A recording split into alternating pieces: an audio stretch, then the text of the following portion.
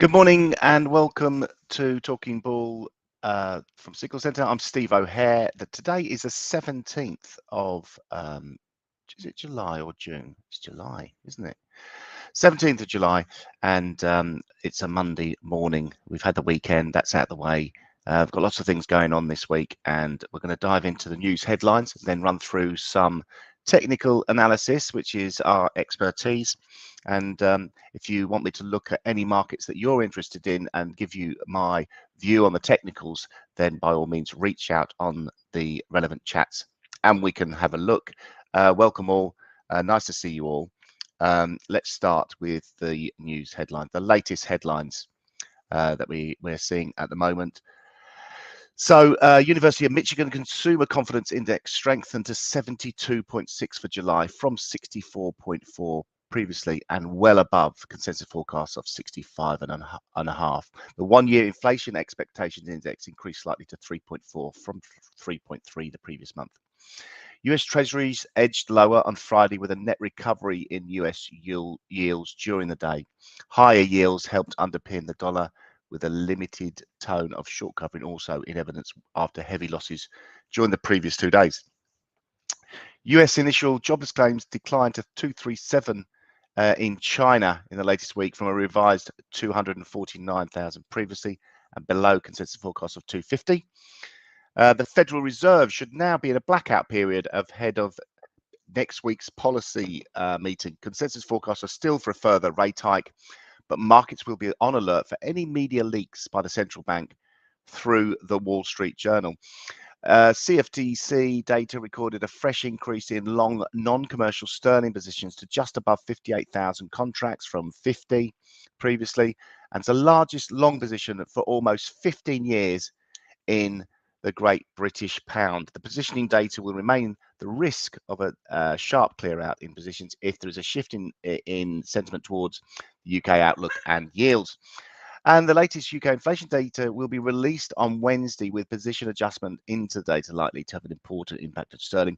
Consensus forecasts are for headline rate to decline to 8.3 from 8.7. With the core rate retreating to 6.8 from 7.1. That's what we're expecting this week. We'll see how we get on with that. In the meantime, let's take a look at the markets. And I always start with cryptocurrencies, see if there's anything going on there, especially with XRP. Let's dive into it. XRP. XAU. Right, obviously there's the Ripple won the case against the SEC last week, and prices in XRP exploded higher at one point, reaching over 100%. Yeah, over 100% on the previous day's close, so got up to just above the 90-cent level from 47 cents the previous day. We've had a pullback since then. Obviously, there is an option for the SEC to appeal the judgment ruling, and we look at the headlines and wait for any further news on that. Obviously, in the meantime, XRP is sitting quite pretty above levels we've been maintaining for a long period of time. Here we can see the explosion higher on Thursday after the ruling. Big pullback on Friday. Over the weekend, a little bit more positivity has come into it. We have at one point pulled back to 66 and 3/4 cents. That would be a support level now. And the next support level after that would be the previous swing high, which is around about 58.5 cents. So if you think about it now from that high, we're not much higher, 50% higher or whatever, but we're maintaining the levels at the moment. So still a lot of positivity in the XRP. My view on cryptocurrencies. I think we will have a real clear out at some point. That may even mean XRP, but that's my view only. You may have other views.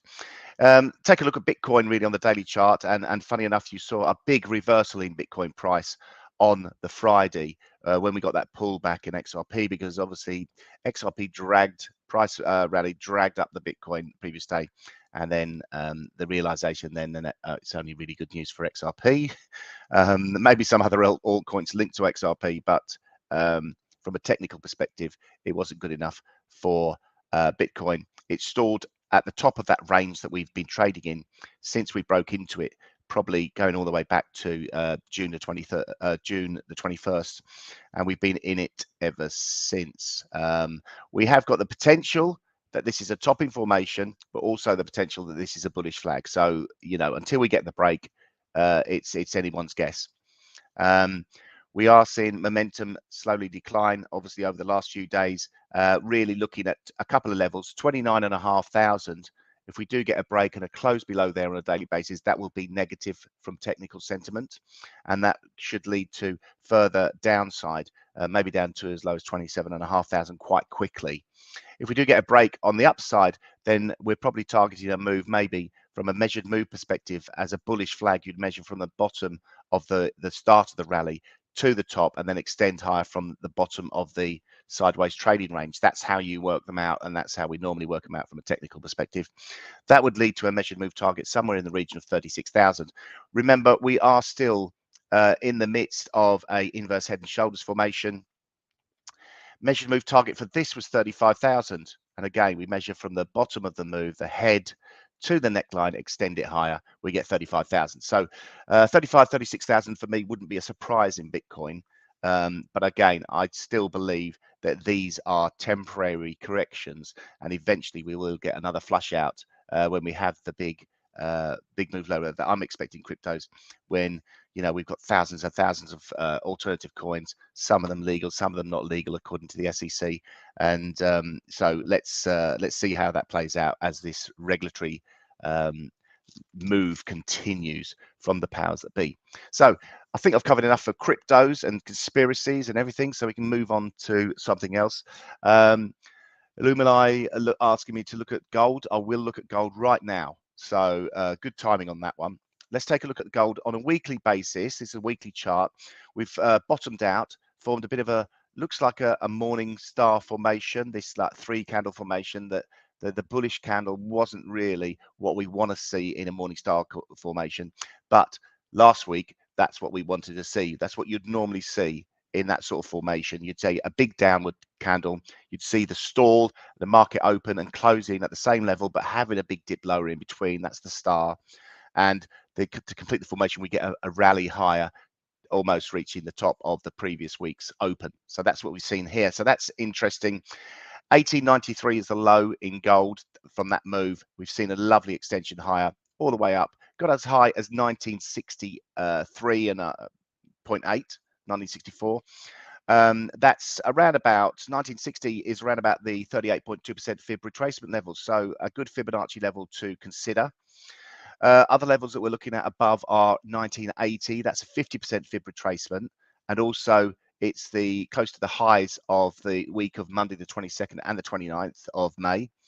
And also the next level after that for me is a 61.8. That's a normal Fibonacci retracement level in markets that are just moving normally. So that comes in at 2000, just above there.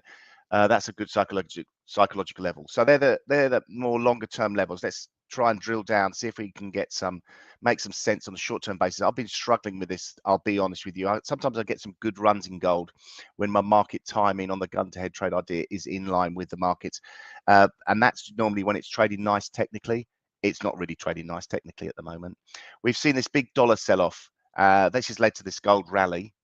We can take a look quickly at the dollar here. It's below the 100 level, although we did see a nice move higher on Friday. But that nice move higher didn't lead to the sell-off that I was expecting. That's a shame. But anyway, we're still here. We're trading around at 1953. That's just below where I sold it on Friday. And I think I'll have a look at the, well, we could see what I did on gun-to-head trade. We'll show you in a minute. We'll stay focused on the levels that we're looking at.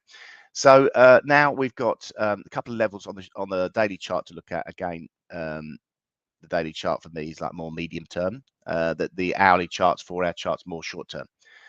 1963.73, that's the resistance level. We're trading down at 1953. We're $10 lower than that. For me, the support will be around 1950. 1951 is the swing low from Friday. And today's price action, we've been down to 1951 also. So support there. So under a bit of pressure this morning, because you see we're stalling. We've had this nice reactive rally higher, lovely, looking good, and we're stalling at this well, even like highlight, show you the inverse head and shoulders on the 4-hour chart, because this had a measured move target of 1979 and we haven't quite got there. Measured move to inverse head and shoulders. There's the head neckline here, nice clean neckline. Had a little bit of playing about here, broke it up eventually. 1935 is the major support, and this neckline again. But at the moment, what are we doing? Looks like we're forming a bit of a bullish hammer again. It looks very similar to the Bitcoin chart. Maybe because that's the you know, they're both priced against dollars. That's the way they're moving. So still some potential on the upside, but under a little bit of pressure as we enter this morning. And 1950 really has to do a job of support here. Otherwise, 1935 would be the next level I'd expect to see. A little bit of buyers, sellers doing battle. Between 1950 and 1935, bit no man's land, wouldn't really want to get involved. So my idea last week was to sell into rallies. Yeah, it's sort of like, sorry, yeah, selling to rallies for the sell-off, but the sell-off really hasn't happened. A break of 1950 might be the one. We get a close above there, so that might be my gun to head trade idea. I might stick with that as we move into the week. Quite risky because you've got the dollar.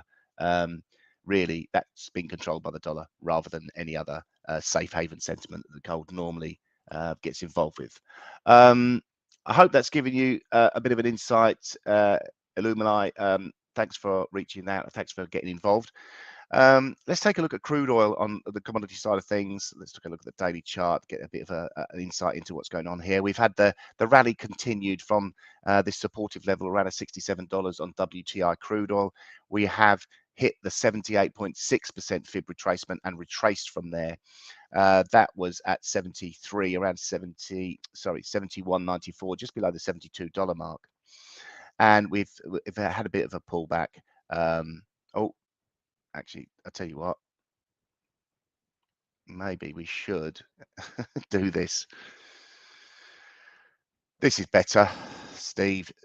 We still get these, for some reason, the crude oil prices don't update properly on the chart. And then I start talking about what I'm seeing and then realize that that was 2 or 3 weeks ago. This is the more up-to-date chart. We saw a big retracement on Friday. Price action did break out of the range, the sideways range that we've seen since all the way back really from the 5th of May. And we stalled Thursday night, we stalled and retraced from there. For me, we've got like Fibonacci levels to maybe consider. Here's the fib lines. Fibonacci retracement level broke above that 61.8% fib as well. Stalled just above there. We've got this bearish engulfing candle on Friday's price action. So that's negative. We've opened lower this morning as well. Let's take a look at that on a short-term chart, what that means.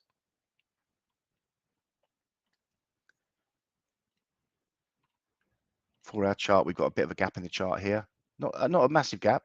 75.06 the low, today 74.98 the high. There's only like 8 cents difference. So, but I wouldn't be surprised if we do see that gap fill before any sort of real chance of an extension lower. Let's wait and see. On the hourly chart, we've seen a bit of a turnaround now.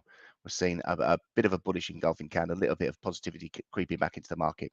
So I wouldn't be surprised to see this rally up all the way to 75.06. 75, the resistance really for me, probably 75.82. That's a more nearer term resistance, a stronger resistance because we've had this price action previously.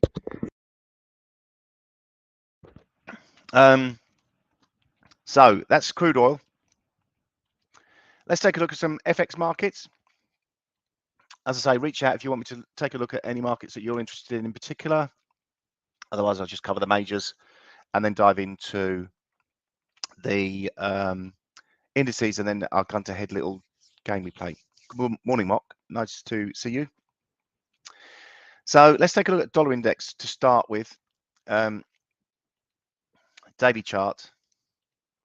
As you can see, we've broken down below this 180 level, which was a really serious support level. We saw two, could maybe call it, we flirted with it on a third time, 101. We multiple points there where we did form a little bit of a support level, 101 and 182, that range there. should provide some resistance if we do have an attempted rally into there. 100 obviously is quite a psychological level. We're trading just below that at the moment, but really I could see sort of like there is room for a bit of a correction higher on this dollar index, because the acceleration of the move lower has been very aggressive and maybe overdone. Maybe a little bit time for some profit taking, which we probably saw a bit of that on Friday. So maybe with the profit taking is out of the way, could we continue to extend lower? Well, let's take a look at the major currencies against the dollar. The euro dollar, obviously we've got a bit of a doji candle from Friday's price action, and now we're starting to extend higher. So we're seeing that euro strength, that dollar weakness coming in again. Let's take a look back to where really we are in the big longer term charts. So we've drawn Fibonacci retracement level from the swing highs at 122.60 all the way down to 95.36, and 61.8 is clearly a key level. You can see the work it's done in the past towards the end of 2021 and the start of 2022. This is an area of resistance, and it also lines up with that Fibonacci level, 61.8. So I wouldn't be surprised if we do get some longer term profit taking around these levels. So it might be a bit sticky moving higher, but still it's on the front foot. I wouldn't sort of like be looking to sell this anytime soon until we get some sort of like clear, significant retracement. Now the doji candle from Friday, again, after this really aggressive extension level, that doji candle is a warning sign. We are slowing down. There's, the extension higher has stalled. So really, but we need to see a real clear breakdown candle. The low from Friday could be a bit of a level to watch, 112. But at the moment, we're sort of like more focused on the 112.45 level, which was the high from Friday. 112.39 trading. Cable, we had a pullback on Friday. Again, a bit of profit taking after the rally high, not surprising at all. We got up to 131.42. I mean, sterling, a huge turnaround really in sterling's fortunes. Obviously, that does come at a price. We've got the interest rates looking at potentially reaching 6.5%. That's a worry. Obviously, inflation still elevated, inflation number tomorrow. So I really would expect cable to be really in the news, in the headlines, and having some huge volatility over the next couple of days, just based around that inflation number even, and the consensus that rates are going to continue moving higher and maybe even exceed US rates. So yeah, that's the main markets I'm sort of looking at there. No one requesting any other markets. I will take a look at one I do like to look at is Aussie yen, or the yen pairs. It's always nice to see. Let's take a look at Aussie yen, because we've just looked at dollar and sterling, so get an idea on here. So we've had a big sell-off. We had a morning star formation form last week in Aussie yen. So this is where the market stalled around about 61.8% fib retracement level, and then reacted higher. We topped out Friday at 95.38, and we've had a sell-off this morning in Aussie yen. So a little bit of Aussie weakness.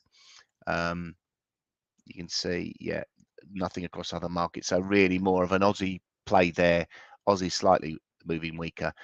Bearish sentiment has stalled after this turnaround. So yeah, question is, what is this? Is this a temporary pause, or are we looking at something a bit more serious? Let's look at the 4-hour chart. So from a short-term perspective, I'd be, quite happy if I was short of this to remain short.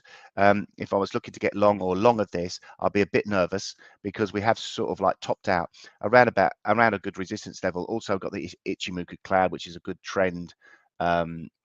It gives us an indication of where the trend is, where future resistance is, where future support is. So at the moment we stalled when we hit that downward trending Ichimoku cloud. Also, we had these this band of support, well, previous support, now resistance around here. Let's make it nice and red, just so we can clearly mark it as a resistance level, because prices are below it and running it up into it. Nice double top formation here. We've broken the neckline here. Further extension lower wouldn't be a surprise at all on a short-term basis in Aussie yen. Hope that helps everyone. Let's move on to indices. Have a quick look at indices. See what's going on here. DAX has been quite an interesting one, and we've saw price action top out on Thursday. Really, Friday was a little bit of a negative day overall. We did have a bit of a rally from 11 o'clock onwards, and then gave up those gains. Last night we opened up a little bit lower, and we've sort of fought back. We have been down as far as just in front of the 16,000 level in DAX and reacted higher from there. That actually was quite a significant level. We had this downward trending resistance line. We can make it into a, say it is a potential line. We can say it was a line, because when this 4-hour candle formed here, that would have been a nice trend line. The fact that we broke up the next candle was significant and took that trend line out. However, the trend line still could give us some information about where support could be. It's a reverse trend line, and then we did get the price action bouncing off it. 16,000 obviously psychological level, so could have been that as well. 16,075 trading, a little bit under pressure, I think, from this initially short term, because we have had a lower high posted from that Thursday candle at 3 o'clock. 16,184 is the initial resistance, and 16,210 obviously the major one. Let's take a look at Dow. What's that done? That's sort of like similar sort of price action from 2 o'clock. We posted a bit of a hanging man candle, a bit of a reversal, a bit of a pullback. Support now coming in at 34,430, and below that we've got major support at 34,321.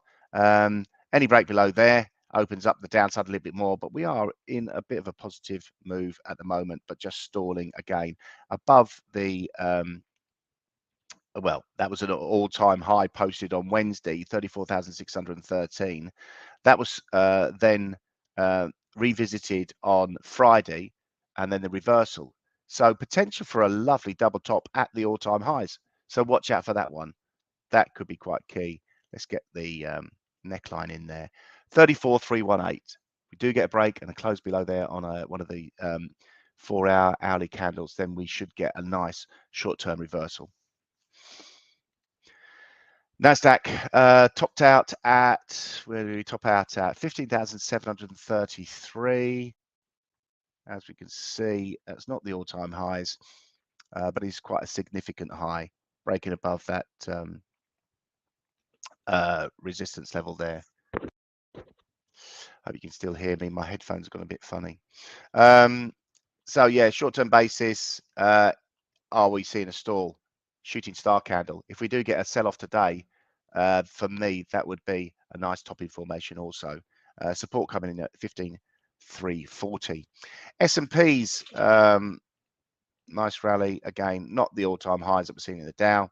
Stalled at exactly 78.6% fib, 4,529, and pulled back from there. Still not far away from there. But yeah, the daily chart showing a shooting star candle at the top at this significant level and a significant fib. Ooh, a bit exhausting now. Let's move on to what we do next. We look at the gun to head trade idea. This is where normally myself and Joe's not here. He'll be back tomorrow. I think he'll be back tomorrow. Yeah, I think he will. Both pick a trade. Richard put a stop and target in, risk reward ratio of 2-to-1 or better. Trades close at 9 p.m. unless they hit the stop and target, and we risk 1% of capital each. So normally every day we're risking up 2% of capital. Let's give you a little bit of a view as to where the account is. We haven't had a great year. Started with 2,000, start of the year, 17,650. Friday, Joe had a good trade idea. It was looking a lot better at one point.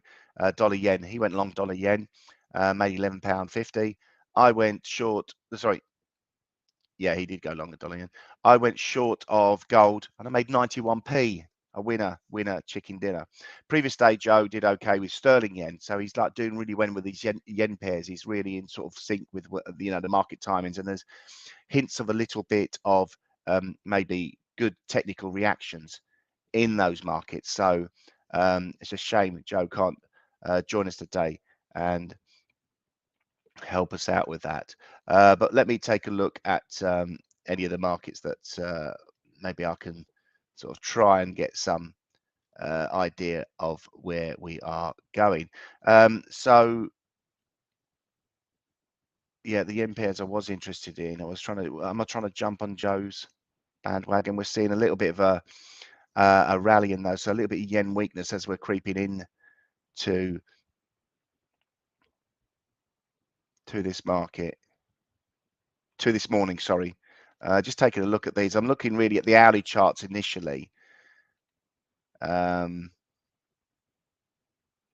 Yeah, you can see that sort of like there is a bit of a stall in the sell-off and maybe a little bit of a reaction higher we're seeing. Quite high risk.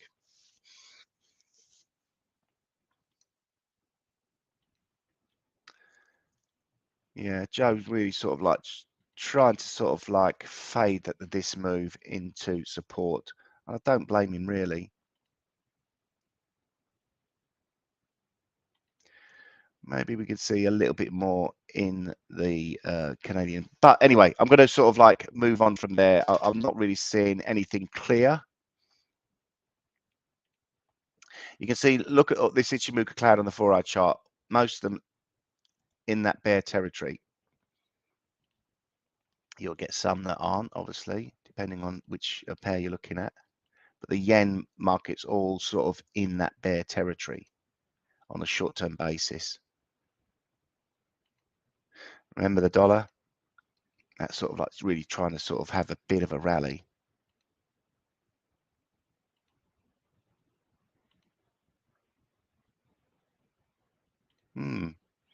Interesting, Stevie boy. Some nice markets here, and we are seeing some decent reactions here. What I'm thinking about is really sterling. Are we going to get this continuation higher in the sterling? Obviously, an inflation number comes out high tomorrow. We definitely will. The only thing I can really sort of like feel myself moving towards is gold, maybe sort of like really based on this short-term top we're seeing and this almost a double top formation breaking down below that is quite key. I may have to do gold again, stick with it, and the stop would be a little bit lower, so it's a little bit of an aggressive one. Really looking for that 1935 level, so something around this level for me today is worth it. The stop is tight though, which isn't ideal. Right, let's take a look at this. We want to sell it. We want to take profit stop loss. We're risking 0.97. That's close to 1%. If I change it now, the units won't change because it's all quite, it's a small account that we're looking at. I'm going to do that. I'm just going to hit it.